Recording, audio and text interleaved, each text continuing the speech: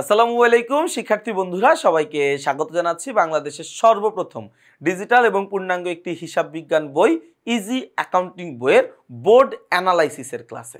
খেয়াল করে দেখো, তোমরা পুরো বইটা কিন্তু পড়লা, পুরো বইটা আমি আশা করছি তোমাদের কাছে খুবই পছন্দ হয়েছে, খুবই পছন্দ করেছে এবং বইয়ের কন্টেন্টগুলো তোমরা খুবই পছন্দ করেছো।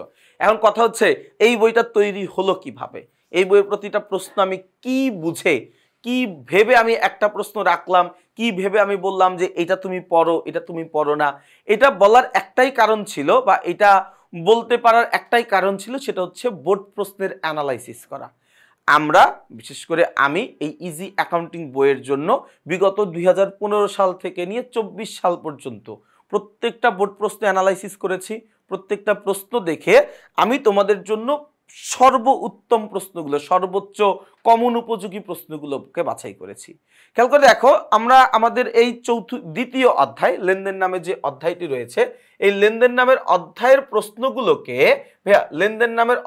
প্রশ্নগুলোকে আমি 4টা টাইপে ভাগ করেছি এবং আমি তীব্রভাবে আশাবাদী এই 4টা প্রশ্নের বাইরে অন্য কোনো প্রশ্ন তোমার আসলে এসএসসি পরীক্ষায় আসার সুযোগ নাই।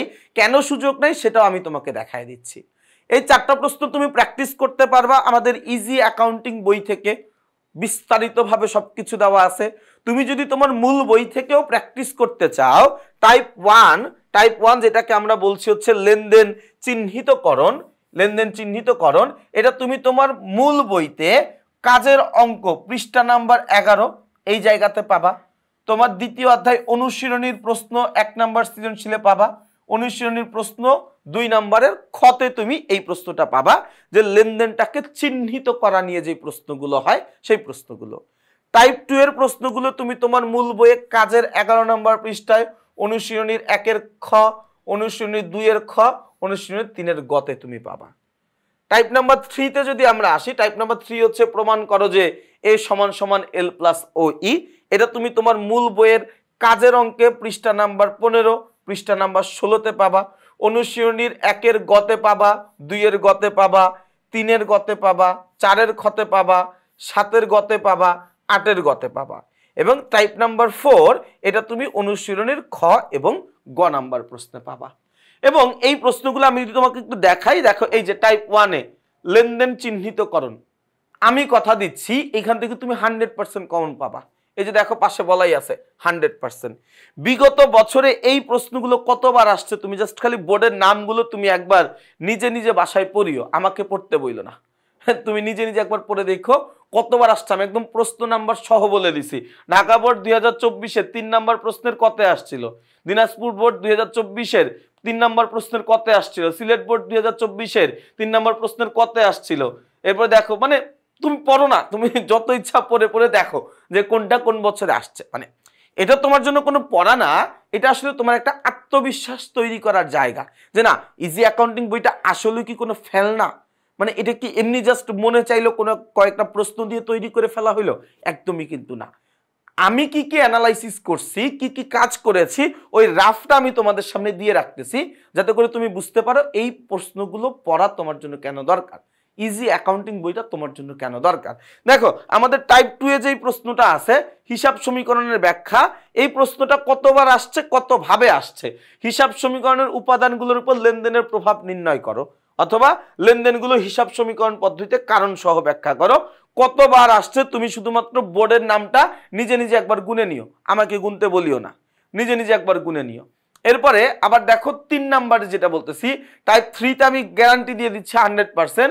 প্রমাণ করো যে এ সমান সমান এল প্লাস ও ই, বা বিবরণী ছক করো।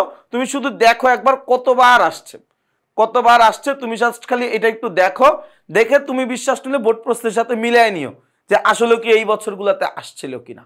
কতবার আসছে তুমি নিজে একবার চিন্তা করে দেখো, কতবার এই প্রশ্নগুলো আসছে, কতবার আসছে, তাই না? তো এই প্রশ্নগুলো আমাদের পড়তে হবে। লেনদেনের উৎস দলিল, চালান, cash memo, debit note, credit note, debit voucher, credit voucher, এই প্রশ্নগুলো আমাদের অনেক বেশি আসে। 80% পসিবিলিটি আছে এই বছরও আসবে। দেখো চালান প্রস্তুত করো, কতবার আসছে।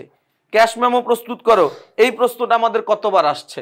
ডেবিট নোট করো, কতবার আসছে। ডেবিট ভাউচার করো, ক্রেডিট ভাউচার করো, ডেবিট নোট করো, ক্রেডিট নোট করো, কতবার করে এই প্রশ্নগুলো আমাদের পরীক্ষায় আসছে। তার মানে এই ক্লাসটা নেওয়ার মানে এই না যে তোমাকে আমি কিছু শেখাচ্ছি। এই ক্লাসটার দ্বারা আমি তোমাকে এটা বোঝাইতে চাচ্ছি যে আমাদের দ্বিতীয় অধ্যায় থেকে কোন কোন প্রশ্নগুলো পড়া দরকার, কোন কোন প্রশ্নগুলো বিগত বছরে কতবার করে আসছে, এইবার আসার পসিবিলিটি কত পার্সেন্ট, এবং এই সবগুলো জিনিসই আমাদের ইজি অ্যাকাউন্টিং বইতে দেওয়া। এই জিনিসগুলো অ্যানালাইসিস করেই আমাদের ইজি অ্যাকাউন্টিং বইটা লেখা। শুধুমাত্র তোমাকে এই তথ্যটুকু দেওয়াটাই হচ্ছে আমার এই ভিডিওটার উদ্দেশ্য। তো আমি আশা করছি দ্বিতীয় অধ্যায়ের প্রশ্নগুলো কোন জায়গা থেকে কমন আসে, কিভাবে কমন আসে, এবং আমরা কিভাবে বইটা তৈরি করেছি সেই সম্পর্কে তুমি একটা ধারণা পেয়েছো। ইনশাল্লাহ আমরা আগামী পর্বে তৃতীয় অধ্যায় নিয়ে আলোচনা করব। ইজি অ্যাকাউন্টিং বইটা পড়ো, হিসাব বিজ্ঞানে ভালো রেজাল্ট করো। আসসালামু আলাইকুম।